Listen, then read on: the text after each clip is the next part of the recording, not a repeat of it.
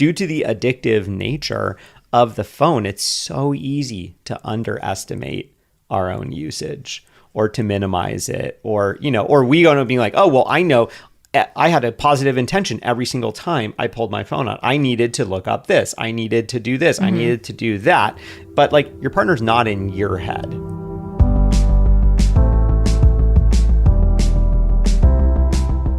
Hello and welcome to the Pillow Talks podcast. We're your hosts, Vanessa and Xander Marin. I'm a sex therapist with over 20 years of experience. And I'm just a regular dude. We share the ups and downs in our relationship while giving you step-by-step techniques for improving yours.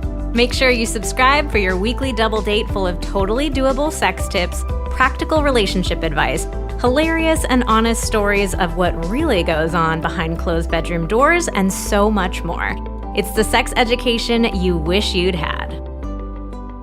Thanks to Cozy Earth for supporting our podcast. Cozy Earth provided an exclusive offer for our Pillow Talks listeners today. Get up to 35% off site-wide when you use the code PILLOWTALKS at CozyEarth.com. So this weekend, we were doing a little bit of spring cleaning. Xander finally got around to a project I've been asking him to do since we moved in. So one entire calendar year, he cleaned out the office closet. And you contributed a bit. Oh, I did, but it was your task to do. So it was all your boxes and cords and weird electronics. And some of it was your stuff, though. Okay, so one thing that we found, though, is a bag that Xander kept. This was your idea to do. So it's been my idea all along, and I think it is going to be finally paying off. So Xander thought it would be entertaining to keep all of our old phones. Except for the ones that we obviously, sometimes we sell them back. Like, if nowadays, nowadays, we don't have a bunch of old iPhones because like you sell it back and you save a lot of money getting the next one. But there was a time when... Your old phone was trash. It was trash. It was not worth a cent. I mean, I think there was a time where technology was improving so fast. It was like, that 2-year-old phone, nobody wants that. Yeah.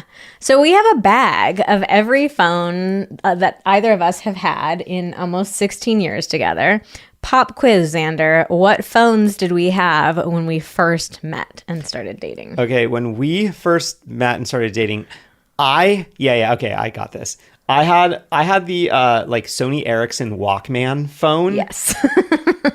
And Vanessa had a Razor.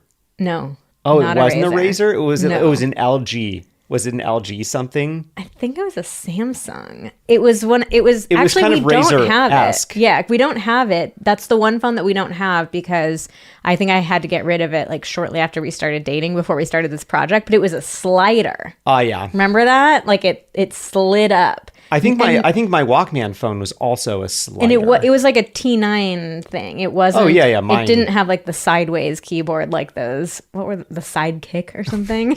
Yeah, you weren't cool enough to have a Sidekick. No, I had the old school T9 slider phone. So today we are talking about the impacts that your phone can have on your relationship. But we wanted to share this little story here as a bit of a disclaimer that, we're dating ourselves here, obviously, but we started our relationship in an era before smartphones. So our first text to each other were little like tapping out like 4 times to get to the S and then 2 times to get to the B, like that. That's wild to think back to. I mean, we started our relationship in a time when no one would ever make a podcast episode about this topic. Yeah. I don't even know if there were podcasts back in 2007. No, there probably were. I think there were. That was back when it was like in iTunes on the, iTunes app on your computer. But no one would record a podcast. No one would write an article. No one would really talk about this because you couldn't really do much on those phones. Like I had the Sony Walkman phone. I could listen to some music.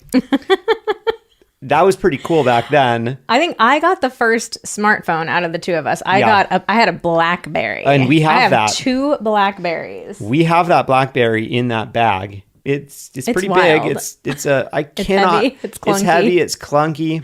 I love the little roller pad. Oh my God, roller pad. And people used to wear those out. Trip down memory lane. People used to wear them out and have to get them replaced. Yeah. Oh my God. But yeah, I mean, that was the beginning of, I mean, that was the end. Well, yeah, it was the beginning of, starting to notice like, like our habits are starting to differ when it comes to phones. All of a sudden, Vanessa can type with 2 fingers, like fairly quickly. There were some very limited web browsing capabilities on that BlackBerry. Oh my God. I was just thinking about texting. I wasn't even thinking about the web browsing aspect of it. Like you couldn't get on the internet on our phones. Like, yeah, no, you could. I do remember, like, even not on my slider. On like my Walkman phone, you could. There was like a very crude mobile web, but it was like so wild. But there was no such thing as a mobile version of a website, and so it was like it would load a website. If you could, and like, if you were lucky, you might be able to happen to see the information that you were looking for. I remember spending like 10 minutes one time because I was in a different city and I needed to find a certain type of store, and there was no such thing as Google Maps on a phone back then. And it was like, I was searching around. I spent like 10 or 20 minutes looking for some very rudimentary piece of information because I didn't have a phone book and blah, blah, blah. And yeah, I mean, that was what it was like back then. So it was such a pain in the ass. Like, you wouldn't just sit there on your phone unless you wanted to play Snake, listen to music, or literally talk to someone on the phone. Yeah, so we did not have to worry about this for like a couple of years into our relationship, I think. And even then, like, yeah, the capability that you had to surf the internet on a BlackBerry is nothing compared to what iPhones are like these days. And I think that a lot of us, us included, like, we've for sure had disagreements over phone usage. But yeah, just the difference in now having the entire internet and every bit of information and entertainment available to you at your fingertips in milliseconds. So I think a lot of us are just struggling to keep up with the technology and to keep up with the impacts that it's having on our relationship. Or just to be thoughtful about, what does this is a relatively new thing in the scheme of things. Like, how is this going to impact my relationship? This is a really cool thing. I enjoy doing it. I like this app, or I like this whatever. But like, yeah, how does it actually impact how I'm showing up in my relationship? Is this a positive or a negative or a gray area? And what do we do to try to figure that out and make sure that we're both, on the same page and feeling good about things? And I know we already talked a bit about, how much phones have changed and our usage of phones have changed. But if you're just thinking like, oh, well, it's not really that big of a deal, right? Like, I don't look at my phone that much. We do have some stats for you. The average American checks their cell phone every 6 minutes. That is about 150 times per day. That is a lot. I mean, that is a shocking number. And I mean, you might be thinking like, oh, well, I don't have a watch anymore, so my phone is my watch, so I'm just checking it for the time. Hey, I think that sometimes. But then if I really am honest about what I'm doing, yeah, I check the time. I slide my finger along the screen to see if there's any notifications for me. Central. Yeah, I finger that screen to get, to see, did anybody message me? Are there any interesting news articles that broke in the last 5-6 minutes? Since 6 minutes was the last time I checked my phone, maybe I will expand the notifications. Oh, what else is there? It's like, it's so easy for us to just kind of slip into a little bit more than we intended to. And we also asked our Instagram audience. 42% of our Instagram audience said that their partner is on their phone too much and they think it's a problem. So this is a real thing. It is more than just, oh, I'm looking at the time. Oh, I'm just seeing if I had a missed call. Yeah, I mean, your relationship with your phone can hurt your relationship with your human partners so much more than you realize. After sex, money, and kids, phones are the number 4 reason why couples fight. Wow. So, the fights about phone usage don't feel good in the moment, and it can also cause a lot of resentment to build over time. I think a lot of people start feeling like they are not as important to their partner as a measly chunk of metal and plastic, and that really hurts. So in this episode, we are going to break down simple ways to create better phone habits that aren't just throw your phone away. I just want to be really clear because I think it can be easy. It can be easy to get into this sort of black and white thinking about this, where it's like, oh, it like, if they're talking about like how phones are bad, like, what do you want me to do? Get rid of my phone? I just want to be really clear before I even get into the review of the week. Like, I want to just be super clear that none of our advice is stop using your phone. We're not going to tell you to not use a certain app or not do a certain thing. It's about like working with what we have. I think we are in acceptance of the fact that, hey, phones are here to stay. The internet is here to stay. There's a lot of good things that come from having, basically like all the world's knowledge in your pocket. We're not telling anyone to throw it all away. We're just going to talk about habits that we can build so that we can do a little better when it comes to our relationship. And with that, I already alluded to it. We're getting into the review of the week. So helpful, encouraging, and funny. After nearly 14 years of marriage and lots of kids, we definitely know how to make them. Oh, how many? There's like a sweaty smile, a cry laugh, and a monkey hands over the eye. It's like monkey face, but the monkey's covering its face. Whatever. I've still learned so much from the podcast, and we have had a blast trying new things and laughing together. V and X are so enjoyable to listen to, even if I always accidentally call them Zanessa. And a couple, oh my God, what do you call that phase where you are like, or I don't know. What's that phase called?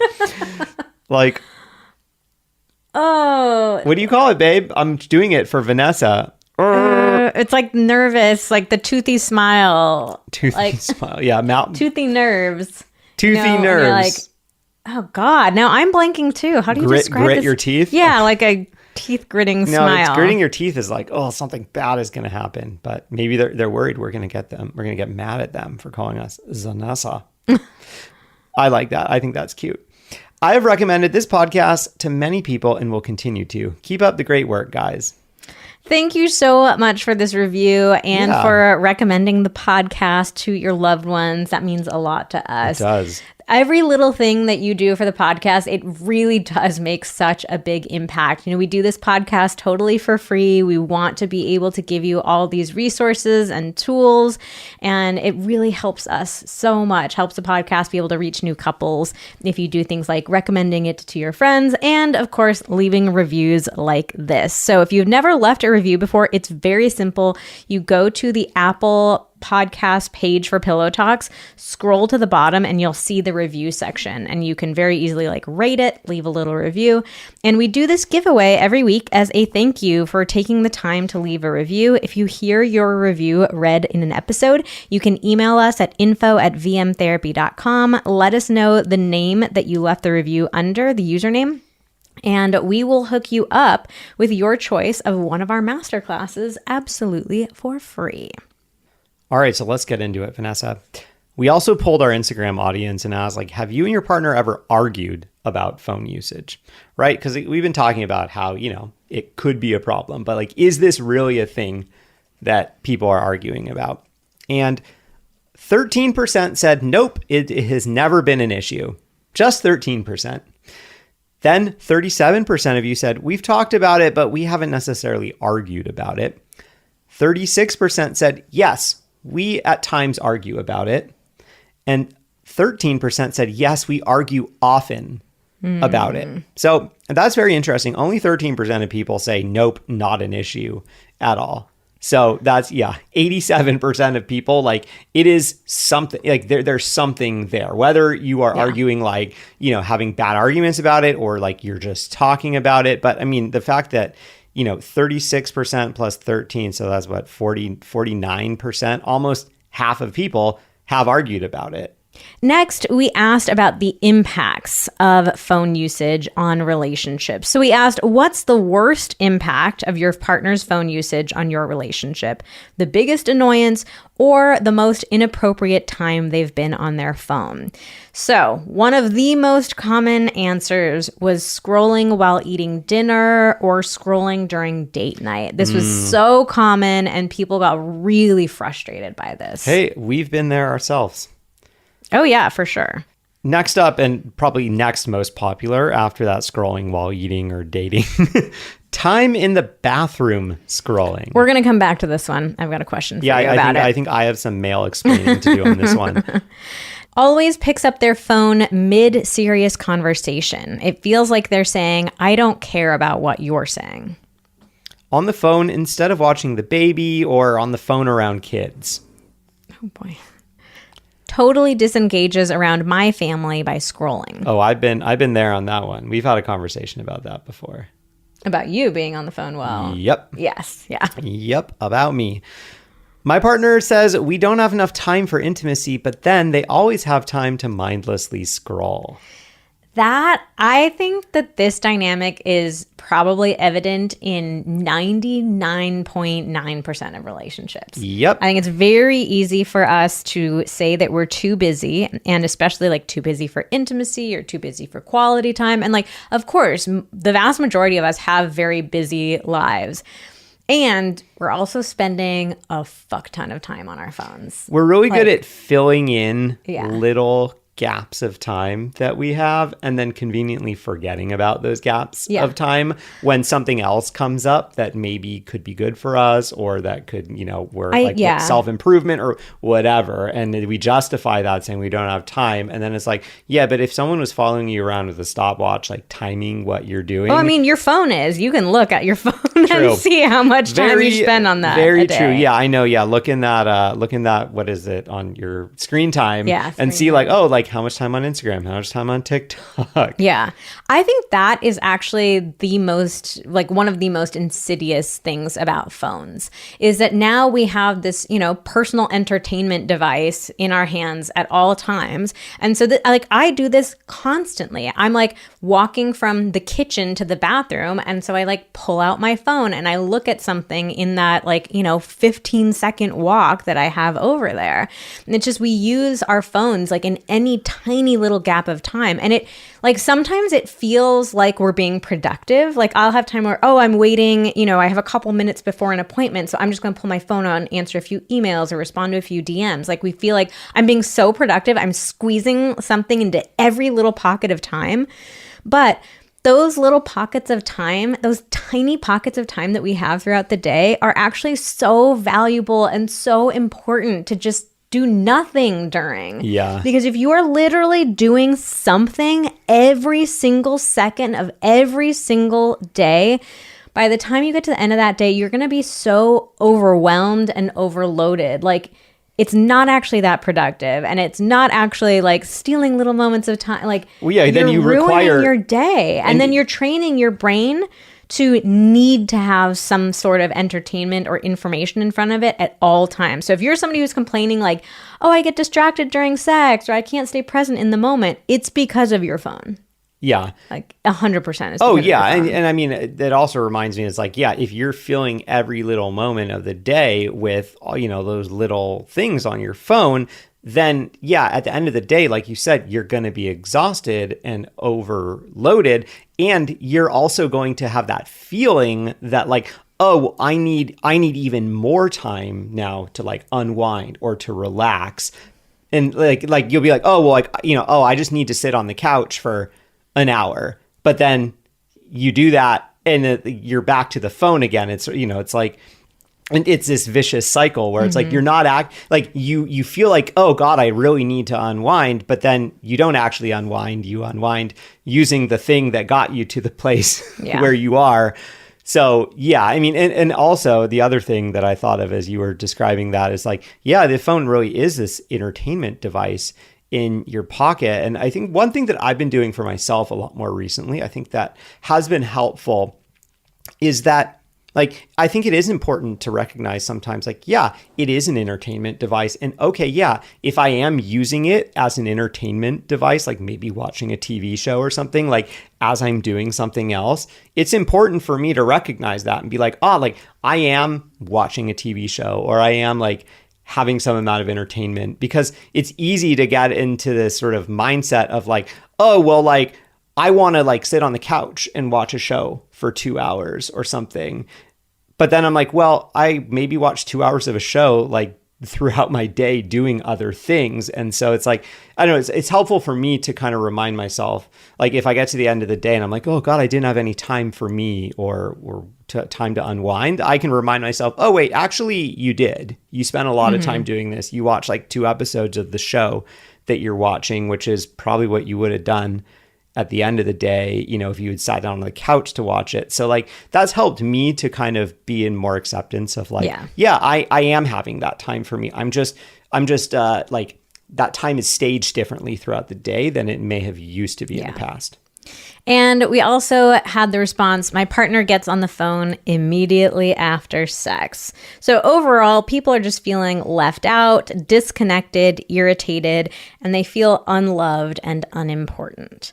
So let's talk a little bit about why this is an issue. Like, why do we struggle with our phone usage so much? First and foremost, we have to point out that phones are just addicting. Yep. The average American spends 5.5 hours on their phone every day. Woo! And honestly, that like feels low to me by how much we hear people complain about this. And 44% of adults in the US say that not having their phone gives them anxiety. I talked about this a moment ago a little bit, but I think that our phones really contribute to us struggling to be present in the moment. Like we've trained our brains to just constantly be doing something, constantly be needing some sort of input.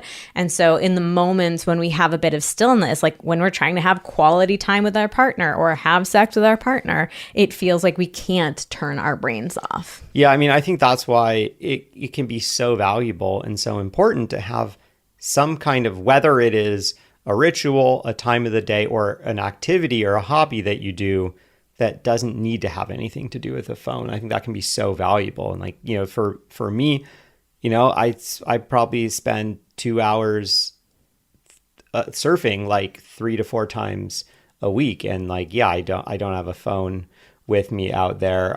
You can't. I can't. Well, actually, if you could, I have. You know what? I saw a guy with an iPhone around his neck surfing like this winter. It was in one of those. It was in one of those like dry bags, sort of. I mean, it doesn't really matter. iPhone's waterproof, but it's not great to be in salt water because that's corrosive. But yeah, he had it like in a thing. He was like taking video with it, and I was like, "Are you kidding, dude? Are you kidding?" I used to wear an Apple Watch surfing just to track, like for fitness tracking and like wave tracking, but like the salt water kept corroding it, and they kept sending me new ones, but I gave up. Now I just have I have a more old school like a waterproof digital watch that does like some minor tracking and just tells me what the time and the tide is. But it's really nice. It's really nice to, have a chunk of time where I know I'm not going to be on my phone. Like all I know is what time it is. And it's really nice. I feel like that helps kind of break that cycle in your brain of like, constantly having the capability to look at something or whatever. So, if you struggle with this, I would encourage you to find something. It doesn't have to be like, a sport where you physically can't have a phone. It could just be like, I go on a walk every day for 15 minutes and I leave the phone at home or whatever, but just something that forcibly, helps you break that connection. I think another dynamic that comes into play is that we're really good at convincing ourselves that our behavior isn't that bad. Or it's like not as bad as our someone, as our partner it's so or much someone else. to focus on our partner's behavior than on our own.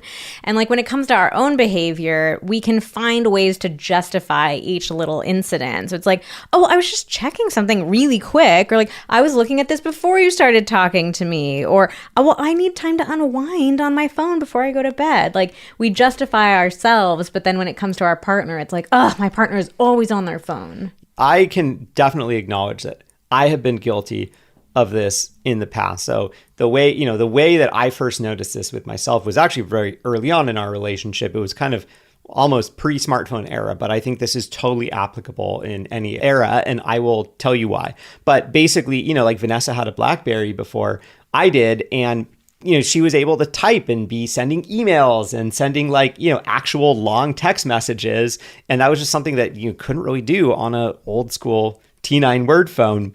And so I created this story that, Vanessa is the one that's always on her phone. Vanessa's the one with the BlackBerry. It's, like the Crackberry thing. Back then, it was like everyone with BlackBerries is addicted to the BlackBerry, right?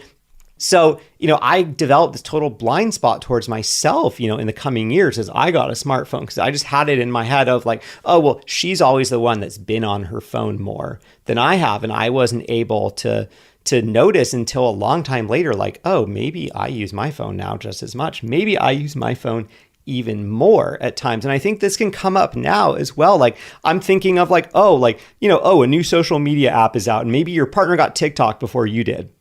And you're like, oh God, like, oh, my girlfriend, my wife, like she's always on TikTok. Like that's not me. And then, eventually you get TikTok and you're not even paying attention to how long you're on TikTok. Because in your mind, you're like, I just use TikTok a little bit. Like my wife is the one that's like really into TikTok. Mm-hmm. And I think it's just so easy to sort of delude ourselves. Like once we have that story of like, they use their phone this way or they use this app, you kind of forget what you're doing yourself. Absolutely.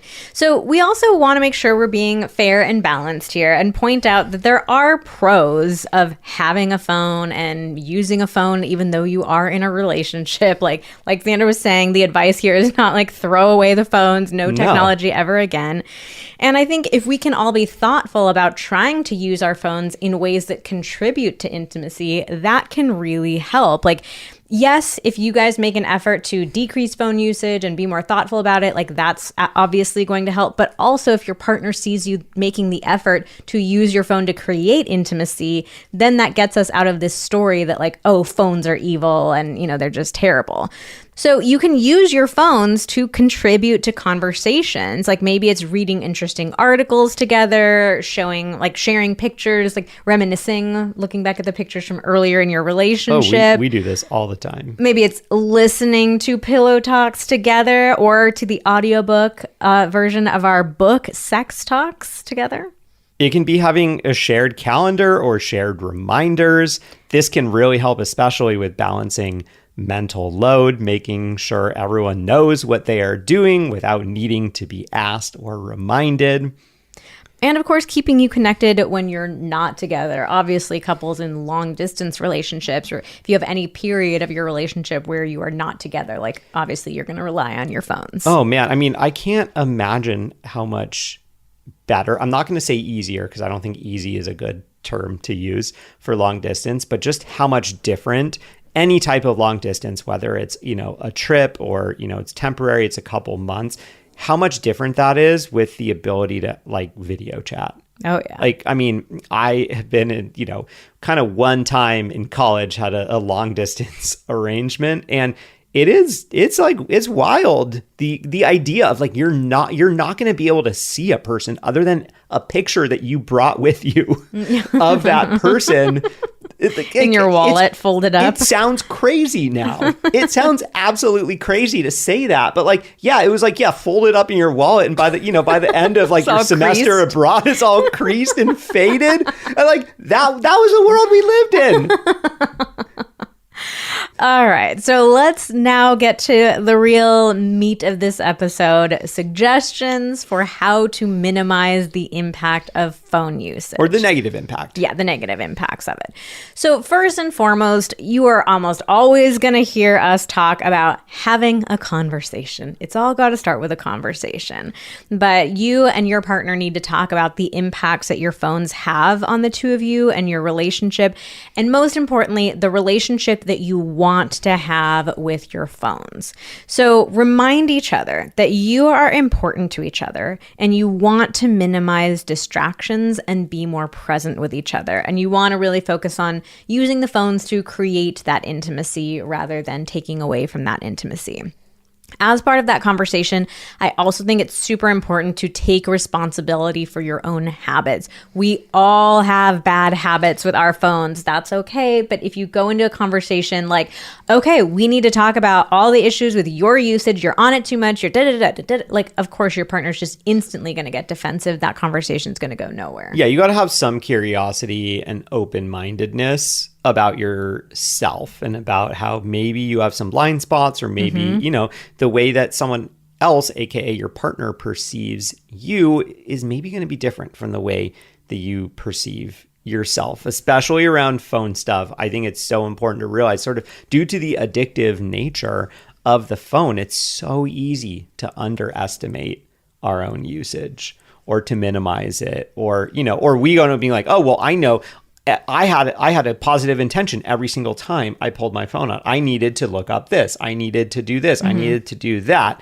But like, your partner's not in your head. and you're not in your partner's head. And, as you might think, what your partner's doing is problematic, and your partner might think the same thing you're thinking about yourself. Like, oh, well, I had a good reason every single time I did that today. So I think it's just so important to have some curiosity and open-mindedness. Yeah.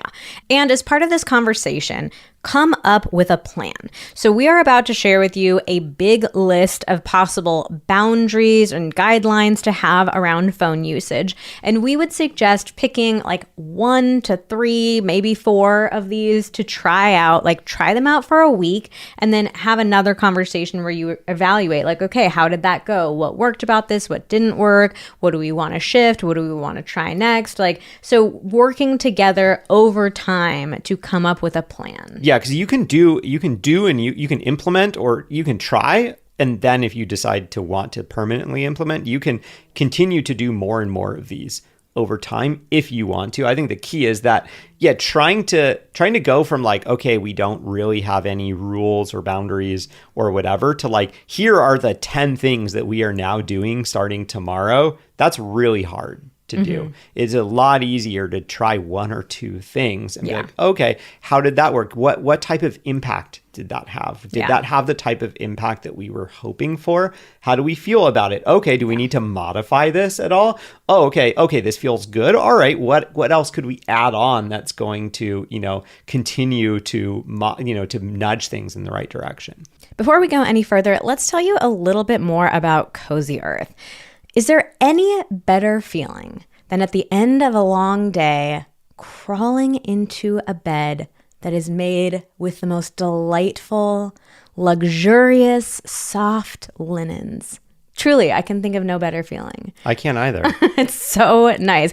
And we in particular are so fond of this feeling because our bed is absolutely covered in Cozy Earth products. And we got that feeling every single night. Every single night. We were so excited when Cozy Earth first came on as a sponsor. We, of course, wanted to try out their bedding and linens and make sure we liked it.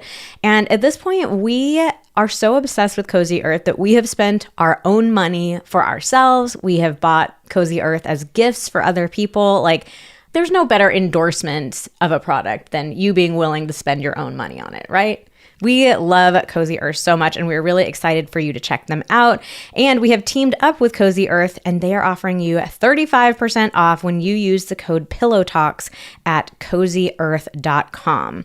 Their bedding collection offers a variety of luxury pillows, sheets, blankets, and more. They have a best-selling bamboo sheet set that is temperature regulating and incredibly soft, and all of their luxury bedding is backed by a lengthy warranty. Our personal favorite is the linen sheet set. We just love the texture of it, the softness of it. It drapes against your skin so softly and smoothly. Especially after a couple washes. Oh yeah. Give it a couple of washes and it's life-changing. They're so incredible. So we have those as our sheet set and also as a duvet cover too. So it just really up levels and elevates the entire bedding experience. We cannot recommend them highly enough. And again, Cozy Earth has provided an exclusive offer for Pillow Talks listeners today. Get up to 35% off site-wide when you use the code PillowTalks at CozyEarth.com. So for your initial conversation that you have, we would suggest just starting with focusing on some guidelines. So again, don't go in hot and heavy with all your complaints. Just start with like, hey, I know phones can be tricky. Obviously, they're complex. I want us to make sure we're prioritizing each other and making space for each other. So like, let's try a few of these things, see how it goes. So kind of start from a more neutral perspective. Then if you're having trouble sticking to the boundaries, or if there are like more serious dynamics that you're wanting to talk about, like have that at a later conversation. But just given how sensitive phones can be and how easy it is for all of us to get defensive, I think if you start off a little bit more gentle and just talking about it more neutrally and, talking about the two of you both making changes, then that's going to lay more of a foundation for eventually you guys to come loop back around to like, okay, hey, there's something that I want to talk to you about, your specific behaviors that are upsetting me or hurting me. So start ease your way into it. That's the simplified way of saying what I'm trying to say. Okay, so we turned to Instagram. We asked people what boundaries or guidelines do you have for your phone usage?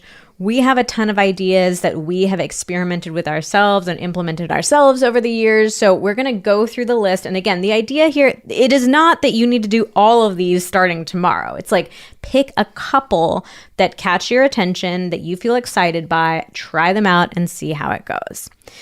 Okay, so a great one could be no phones at meal times and or no phones on date nights. So to set yourself up for success, it can be easiest if you just like leave your phone in another room, leave it in the car on date night, just like get it away from you so you don't even have the temptation. Because I think most people will realize like that instinct to grab our phones is so strong. Yeah. We don't even know that we're doing it sometimes. And we're like wanting to grab for it. So if you just like set yourself up for success, put it away in a place where you can't grab it, that's going to make it so much easier. And I think that it's a good starting point to just do this, to say, no, we're not going to have them at all. Leave them in the car, or like have them in the pocket, but turn them off, or whatever. Like raise that barrier to like, okay, yeah, I'm going to pull it out. Oh, I got to wait 2 minutes for this thing to turn on. Because we did allude earlier on to like, the phone can be a great way to facilitate conversation, between you and your partner or on a date or whatever. And I think a lot of people will kind of tend towards like, okay, well, like, let's only pull out the phone if we are going to be using it to like, oh, we need to look something up that's going to like spur this conversation or to look at some photos or whatever. And the reason that I would suggest starting with going just all the way to 0 phones is because that pull to like just pulling it out is so strong that even though you have that intention, you're going to pull it out and be like, oh, well, I was going to look this up, but then like I got a notification about a text and I needed to respond to that and blah, blah, blah. And like, it's so easy to just fall back into it. And you're just setting yourself up for a bigger argument, which is like, hey, we said this, like, why is it so hard for you? So just start with none of it. Give yourself a couple weeks with that. See how it feels. That's going to help you kind of break that cycle, kind of rewire your brain a little bit. And then you can talk about modifying that a bit. If it's like, hey, okay, if we both decide, yeah, let's pull out a phone to look up this, then we do that and we do it together or something like that. Versus, it being like you're trying to justify your own, oh yeah, I'm texting my friend, but next I'm looking up the, what country has the biggest freshwater lake or. Wow. What country does have the best freshwater lake? The best? The biggest? Biggest. I have no idea. I mean, is it one of the Great Lakes? So US or Canada, are there bigger freshwater lakes than that? I don't know. Oh my God, Vanessa's looking it up right now. Biggest. All right, we're going to keep this rolling. Usually we would just cut this out of the podcast, but this is kind of fun. So the problem though is that Vanessa's doing this on her laptop. Yeah. She's not on her phone. Yeah, you're right. Lake Superior. Lake Superior, baby. USA. And Canada. Canada. Okay, let's move on. That took a real turn. Okay, the next boundary or guideline could be no phones first thing in the morning or right before bed. I think those two times can be particularly like great times for intimacy of any kind, just like a little bit of moments of connection. And let's be real, like how many of us reach for our phones first thing in the morning, or, that our phones are the last thing that we're looking at night before bed. So that we don't do this one, but that could be a potentially great thing to experiment with. And one thing that you can do to set yourself up for success with this one is sleep with the phone in another room. I think that's so good for your sleep, for your mental health, like just overall, we should not be having our phones in our room. Yeah, I do believe that there has been a lot of research showing that people that do that with phone off and or totally in the other room get way better quality sleep and have a lot of other positive things. I'm not quoting any specific studies. Do you want to try it? We could. What I was going to say is, and hey, maybe this is just, maybe you're going to hear me like justifying my or our own behavior here, but baby. My personal thought with that is that I mean, at least for me, I'll speak for myself. I think it is the same for you. I feel like I get really good quality sleep. I do not struggle to fall asleep. at night, and I don't struggle to stay asleep at night. But and we don't even know. Maybe it could be even better. Yeah, I mean, I guess so. I just feel like by all objective measures, like sleep is like if I had to categorize like the problems in my life, like sleep is at the bottom. I will say though, list. like, you and I definitely grab our, like, we turn to each other, we say hi, we have like a little moment of connection. That's like one of our guidelines is like we have to say good morning to each other first and like kiss and stuff like that. But then we, let's be real, we reach for our phones within the first 60 seconds of waking up. And then at night, like we've had plenty of conversations before about like, I don't like to scroll on my phone at night. I will do it like while I'm brushing my teeth and stuff, but pretty much once I get into bed, like my phone's down and I'm reading my book instead. Yeah. But Xander likes to watch videos. And like we've had conversations about you being like, you're cackling over on your side of the bed. And I'm like, dude, I'm trying to sleep. Like your phone is so bright and you're cackling and like watching things loud. So yeah, I had to stop watching. I'm on board with this one. I had to stop watching reels before bed. Yes, that you did. Became a problem. Yeah. All right. You want to try this? Not really. Will you try it with me for 1 week and see how it goes? Yeah. Let's try it. I'll be asleep quick, out like a light. Okay. We will report back this experiment on Instagram. If you are not following us on Instagram already, get on over there. We're at Vanessa and Xander. But don't do it when you are in bed as you're falling asleep. Yes. Don't get into a fight over following first thing in the morning on Instagram. Okay, the next one is a bit of a compromise here. This could be put phones on airplane mode after a certain time of the day, like 8 p.m. And we mean airplane mode with Wi-Fi off. Yeah. Because nowadays, airplane... Oh my God, yeah. Hey, I just want to call it out because some people might be like, okay, so I can't get any calls, but I can get Wi-Fi, but maybe I have Wi-Fi calling on, so then I get my calls anyway. Turn your phones off. You can also specify, certain types of family time that you want to be phone free. I think this can be a really important one. One time many years ago, I think Vanessa sat me down to have a little conversation. It went over really well. I can't remember exactly how you did it. My recollection is that you just described to me, you're like, I'm not sure if you are aware, but I just want to call out something that I have observed, which is like when we are hanging out with my family, by my, I mean Vanessa's, when we were hanging out with like Vanessa's family, because we would, come down from San Francisco where we used to live and, stay with Vanessa's family for maybe a week over Christmas or whatever. And she's just like, you will often be on your phone, like while a bunch of us are all like talking and interacting. Mm-hmm. And I heard that and I was like, wow, thank you for calling that out, because I just wasn't really aware of like what that looked like, or, it just helped me be more aware of, oh, okay, is this something that I am doing? Am I aware of it? What do I want to be doing during those times? Do I want to be interacting with family? Is it that I really am wanting alone time, in which case maybe, it might be better for me to excuse myself of like, oh, like I want to go to bed, or I want to go into the bedroom or something like that. That just allowed me to think about, oh, how do I want to be showing up with Vanessa's family? And I think that's a phrase that you can steal and use with your partner. Like, I'm not sure if you're aware of this, because a lot of us have phone behaviors that we're not aware of. Like, our phones are so addicting that we are not even fully conscious of how we are using them sometimes. So that's a great way to bring something up with your partner without triggering defensiveness in them.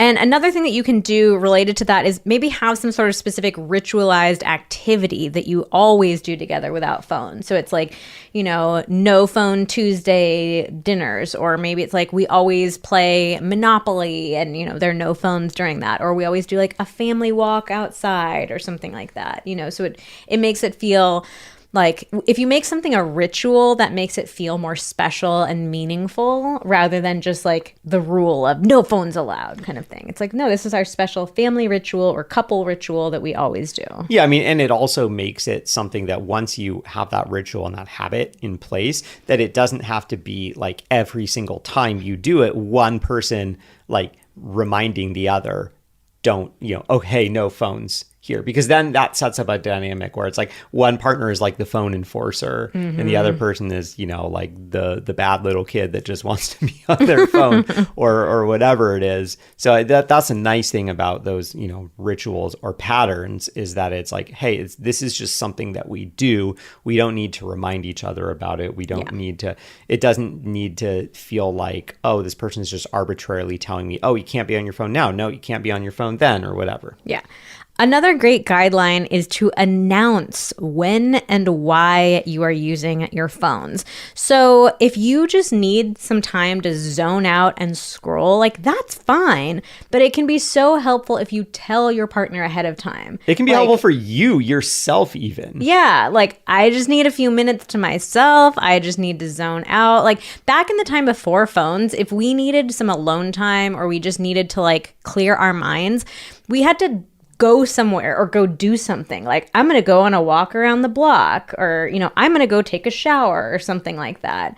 And so now it's like phones give us a way to zone out without having to move. I don't know if that's a good or a bad thing, but or to like explain anything of like, oh, I am leaving the living room where we have been having a conversation together to go do something else. Yes. But so, you know, but of course, if you're not announcing it or sharing it with your partner, what it can often look like is like, hey, we were hanging out in the living room together, and then all of a sudden my partner just completely checked out. So it's like we've been leaving out that announcement, that notification, and we need to bring that back in. So it could be just sharing with your partner, like, I need a little bit of time to zone out and scroll. Or it could be, Xander actually did this right before we started recording this podcast. Like we were trying to get going, like get this podcast recording. Xander was out on his phone and he said, hey, I'm checking us in for our flights because we were going on a little trip today. And so just him saying that, he's like, I'm checking us in, just didn't want you to think that I was, you know, mindlessly over here scrolling. Like that was huge in helping me not get annoyed with him of like, dude, we're supposed to be recording the podcast now. Yeah. And I think it's also like, I alluded to this, announcing it for yourself can also be really powerful. It's so easy when we don't acknowledge to ourselves, we don't say it out loud, we don't really think, like it's so easy to, you know, fall into that trap of like, oh God, I just like ended up scrolling on Instagram for an hour. I had no intention of doing that, versus being like, hey, I've had a really long day. I just got home. It's 6 o'clock. I am going to spend half an hour just sitting here scrolling on Instagram. I think the interesting thing is that when you say it out loud, or even like just think it out loud in your head to yourself, the amount of time, it can sound kind of high. If you're like, I'm going to spend the next 30 minutes or I'm going to spend the next 60 minutes just sitting here in my kitchen scrolling Instagram, you might be like, God, that sounds like a lot of time. Why would you want to do that? Yeah. When, if you're being honest with yourself, if you weren't to announce that to yourself, you could very easily do that for 30 to 60 minutes and not think anything of it. So I think just the verbalizing it, whether it's explicit or kind of inside your own head, can kind of check yourself of like, oh, okay. That's a great point. Do I want to do this? Like you're kind of going in eyes wide open, and often just stating your intention aloud or your goal helps you actually achieve it. Because then you can be like, oh, okay. All right. You know, I just sit here for 30 minutes. That feels like a lot. Hey, I'm going to give myself 15 minutes to look at Instagram on my phone. You know what? Since I'm saying it aloud, why not just set a timer? Hey, phone, tell me when 15 minutes is up. And then that can be just a very easy way to keep yourself in check and kind of be in integrity with yourself. Well, it also, I mean, as soon as you said that, you're like, I'm going to spend 30 minutes on Instagram. And I was like, oh God, 30 minutes on Instagram is a long time. And I was like, I do that all the time. Yeah. And because I'm not being thoughtful about it and like stating that intention to myself. So like, it's okay if I need to zone out and just spend 30 minutes like fucking around on Instagram. But I think, yeah, that step of announcing it to yourself, that really makes you pause and think about it. Yeah, I mean, like, I think that's do I good actually need to do in this? all aspects of your life, just being honest with yourself. Like, what is it that what is it that I'm wanting to do? I think a lot of us end up doing things that we don't really want to do, or we're not really happy with, because we just go out for the night, go out for whatever, without any real goal or intention. And like, oh, let's just see what happens. Yeah.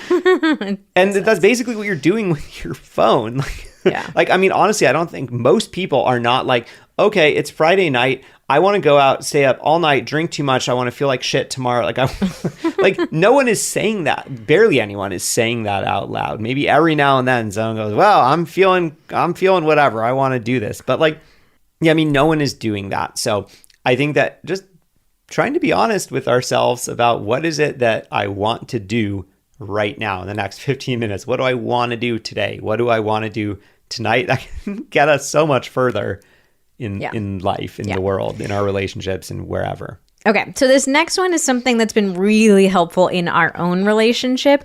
We ask for each other's attention before we start talking to them. And we are not perfect at this. We definitely mess it up all the time, but it makes such a big difference when we do it.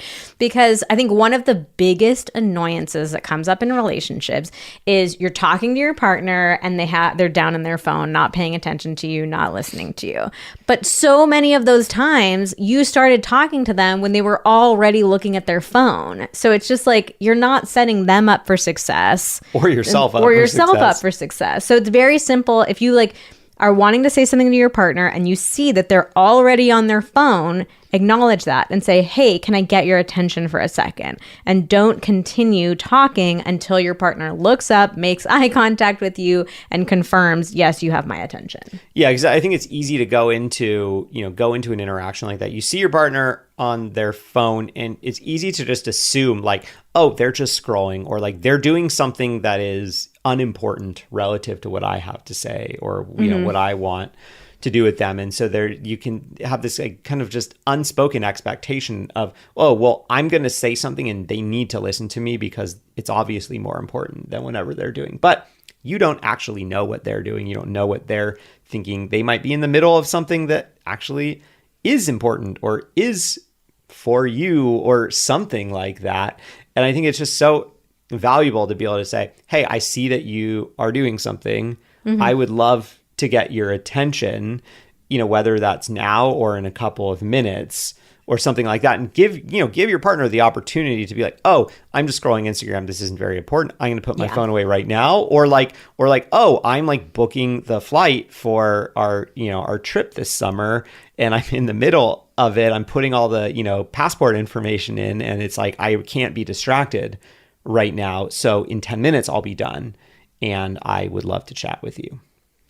Another great boundary that I think every couple should implement is no phones during serious conversations. So if there's something serious you need to talk about your relationship, your family, whatever it is, like phones should just go away because it's not going to be good if one of you pulls your phone out in the middle of a tough conversation. Yeah. This next one, somebody submitted this on Instagram. This could have helped Xander and I a lot. Must use headphones if you're watching videos. Oh, I think it's so easy to get annoyed at your partner, like watching something, the volume's too loud, you can't quite hear it, they're cackling away, laughing, like just, headphones on if you want to watch videos. I think the really interesting thing about this, I think most people's pushback would be, and this is definitely my own pushback, is I'm like, oh, well, I don't want to get the headphones because that would be admitting to myself that, oh, I am actually trying to watch a video right now. And in reality, I'm really just trying to squeeze this in super quick between two things. I'm trying to like convince myself that like I am watching something not that seriously, or that like I'm multitasking effectively. And that actually grabbing the headphones would be an admission to myself that, oh yeah, no, like getting the headphones makes it feel serious. Like, oh yeah, no, I'm like going to sit down and watch this movie. And that's not actually what I'm trying to do. So this gets back to the kind of being honest with yourself, where it's like, yeah, like, okay, yeah, if you want to watch that video, then put some damn headphones on and actually like get real with yourself that, yeah, I'm going to watch this thing right now. Okay, here's another hack that Xander and I have done for a while, and it has been really helpful for us, is we try to make the effort of when the other person walks into the room, of looking up and making eye contact with them. So for us, this is especially powerful because we work together and we're in a relationship, like we're with each other all day long, and it's very easy just to like get caught up in phones and in laptops and all the things.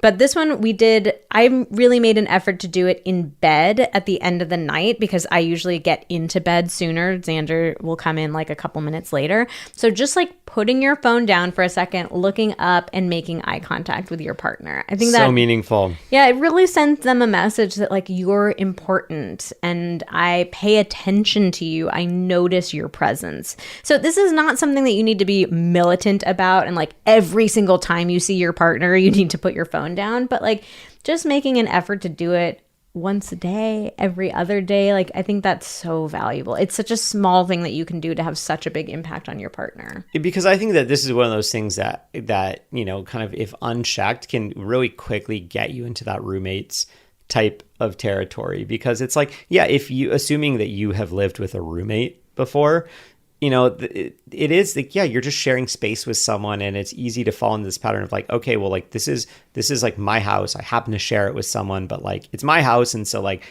I should be able to hang out in my own living room without really needing to pay attention to this other person walking around. And that ends up being what we do if it's like, oh, I'm on my phone scrolling Instagram or TikTok or whatever, and you know, my partner comes in and I don't even look up. Like that's the energy that you end up putting off over time when there's not a, you know, that real personal connection. Hey, what's up? Yeah.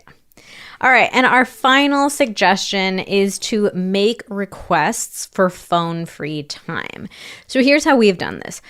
One of the most dangerous times for our relationship is when we are trying to get out the door. Like, there are so many things that can go wrong. It's very easy for us to turn into like squabbling and, you know, bickering with each other. So, for example, if we are trying to get out the door or trying to be somewhere on time, like I will ask Xander, like, we're in a rush to get out the door, so can we both just put our phones down and focus on getting out of the house? Another request that I've made of him at times has been, can you go use the bathroom without using your phone? Because I know it'll go way faster, and we will get back to that yet again. But sometimes it will.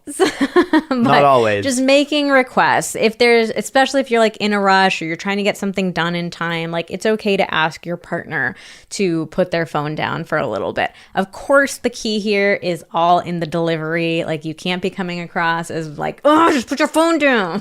You know, it has to be like a neutral sounding request, but that can be very helpful. All right, well, what say you? We get into some listener questions. We haven't done listener questions in a while. I was about to say that same thing. Yeah. And I was like, maybe I don't want to throw us under the bus. We've had, a lot of topics that like haven't had the space for listener questions. Or we've just gone long with all the content. So nice to get back to the listener questions. All right, how to address when my partner is in denial about how often they're on their phone?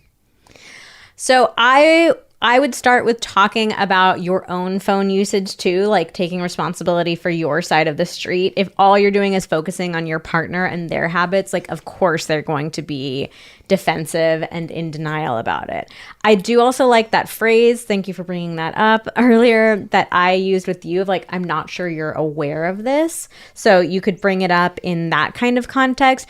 But in general, I would say like, how often your partner is on their phone is not really the most important thing. Like you guys can go back and forth all day long arguing like, is it 5 hours or is it 3 hours? Do I check my phone every 6 minutes or do I check my phone every 8 minutes? But like ultimately that's not what matters. It's just not important. And even if your partner were to magically agree to like, okay, fine, I will only be on my phone for 3 hours a day, like it's really more about the habits and the specific moments and instances rather than how often overall they're on their phone. So I would focus on like, what are the specific moments that feel the most hurtful or irritating to you, and use the guidelines and the boundaries that we went over to address those specific moments. Yeah, I mean, like, Yeah, I guess, I mean, if both of you are super like quantitatively minded, you could get into the whole screen time app and looking at numbers. But like you were saying, it's like not important. it's, I mean, that was my first thought was like, oh, if you're totally in denial, then it's like, it can be confronting to actually see the numbers. But yeah, I think that more likely is going to kind of just lead to more arguments or justifications. I would say maybe the best starting point would be, those specific requests for specific moments that you want the phone free time, and just start there. Because I think that, if you're like in denial about how often you're on your phone, that's like, it sounds like, you've probably had some conversations about it, and it's probably like, oh, well, like this, like these, here are the 10 things that are wrong, or here are the 10 things that we need to do different. And the person's like, well, no, I don't do any of those. Okay, cool. That's fine. But like, I don't have to put any effort into this because I'm not doing any of those things. It's like harder to implement a bunch of things or to like track your own evaluate yourself on like 10 different things.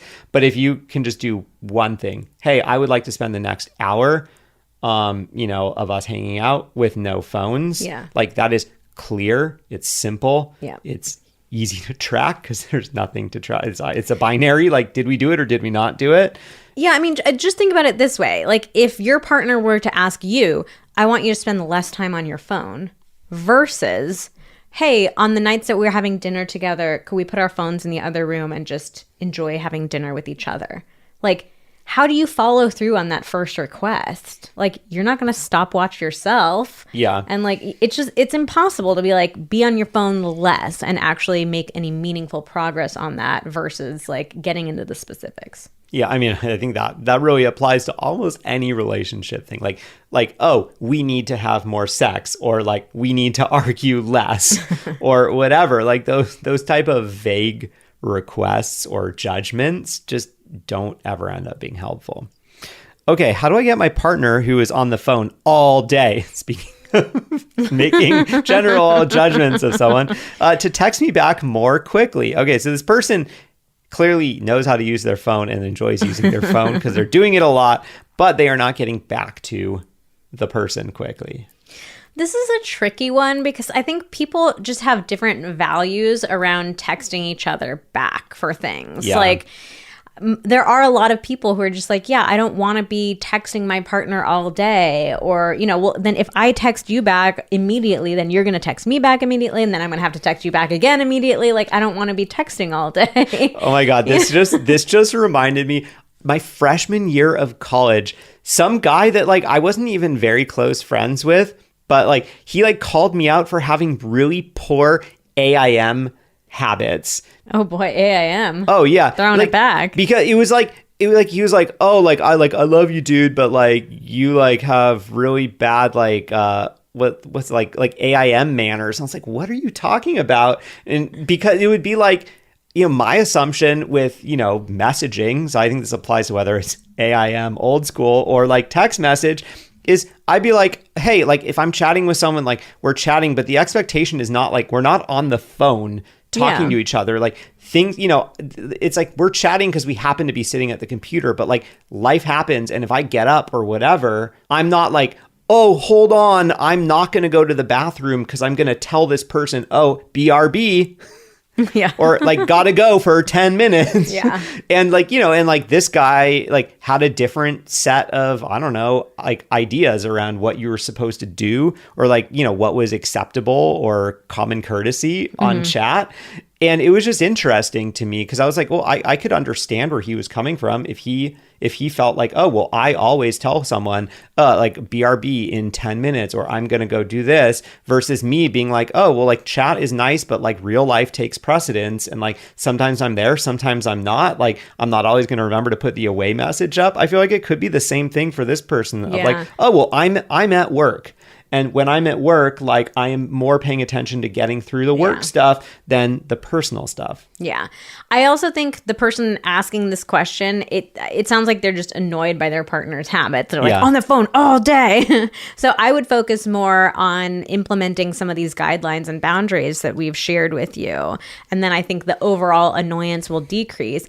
And then what I would say is if you have a time sensitive text, share that with your partner. Like, hey, I wanted to make a reservation for us for Friday at 7. I have 10 minutes to confirm this reservation. Can you get back to me ASAP? You know, like tell your partner when you need a quick response from them. Or perhaps try calling them if you need a specific, or, you know, or talk about, or because I know different people have different relationships with actually picking up the phone and calling someone.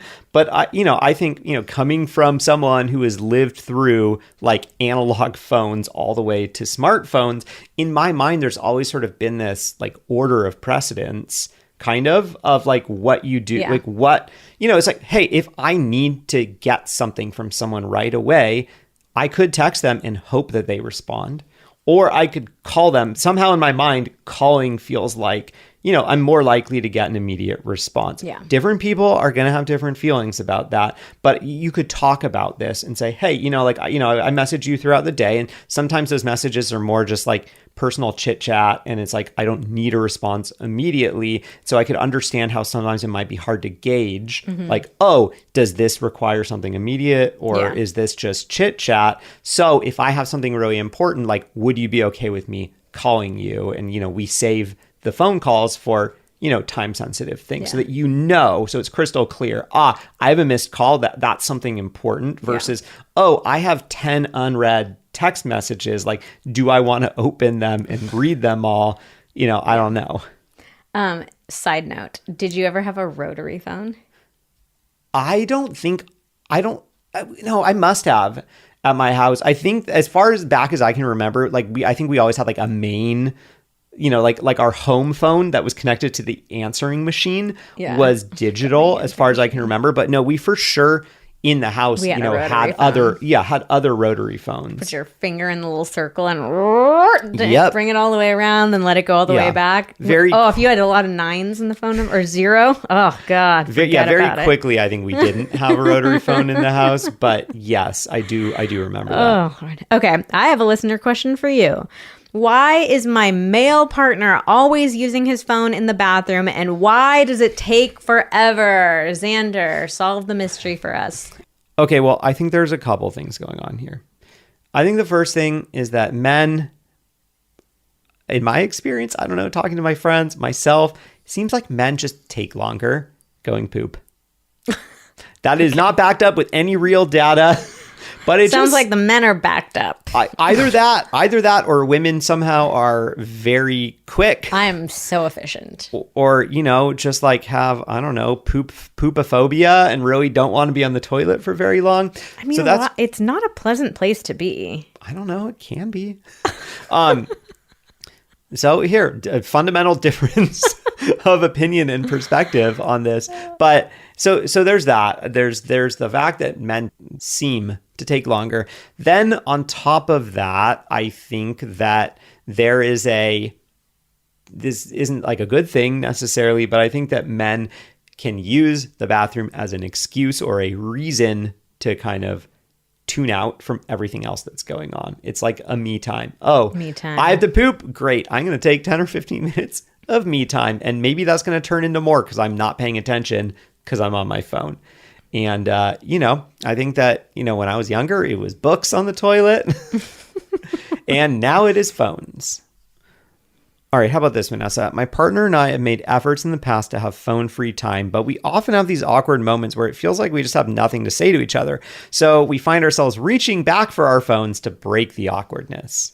This was a very common question that came up. And hey, we've been there ourselves too. 100%. Totally get it.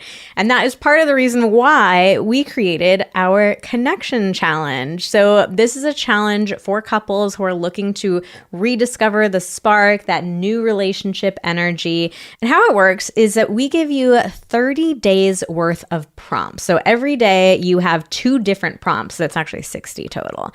There's one that's more communication based, and then there's one that's more activity based. And the whole idea here is to get you having deeper conversations, doing things that make you feel more connected and building intimacy. So you don't have those awkward moments of like, what are we supposed to be talking about? I don't know how to have a conversation anymore. So it's a really incredible challenge. It's so fun. It's very practical. Like the challenges themselves can take anywhere from 5 to 15 minutes. So it can really be squeezed into even the busiest day. You can carve out 5, 10, 15 minutes of your Instagram scrolling a day to make time for this. But it's a really incredible challenge that will help the two of you feel more connected than ever before. So we will put a link to check that out in the show notes for this episode. But that's our mega popular connection challenge. And on that note, that's it for today's episode of Pillow Talks. Thank you so much for listening. Join us again next week when we tackle our audience's biggest assumptions about us. It's going to be an interesting episode. Oh yeah, I can't wait.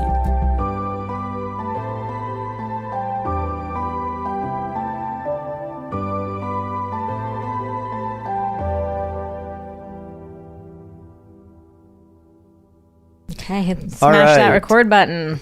Smash and record on episode 116. 116. 116. 116. Oh, that was sharp. Wow. Don't put that in the episode. Or do. I don't know. Or do, maybe. That's awful.